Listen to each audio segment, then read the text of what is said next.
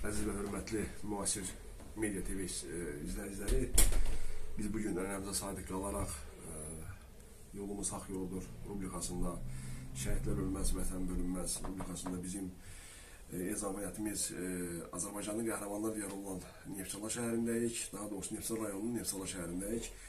Bizim bura gəlməyimizin məqsədi bugün bizim şəhid balamızın ailəsindən tanış olmaqdır. Allah bütün cəmi şəhidlərimizə rəhmət eyləsin, qazilərimizə uzun ömür versin. Biz onların səbəbində bugün ayaqdayıq. Şükürlər olsun ki, onların qanı yerdə qalmayıbdır. Qarabağ torpağı işğaldan azad oldu. Mən buna görə də ən azından bir Azərbaycan oğlu olaraq dövlətimizə və şəhidlərimizə minnətdarıq. Qazilərimizə Allah uzun ömür versin.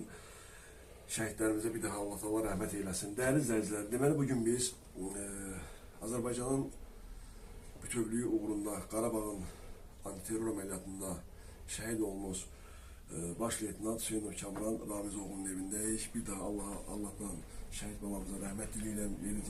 Təbii ki, yeri cənnətdir. Dəyərli izləyicilər, bax gördüyünüz bizim şəhid balamız, şəhid baş leytenant Kamran Hüseynov şəklində görürsünüz siz. Biz bugün onun ailəsiyle bir yerdəyik. Qarşıdan Novruz bayramı gəlir. Ben ilk önce buradan bütün şəhid analarla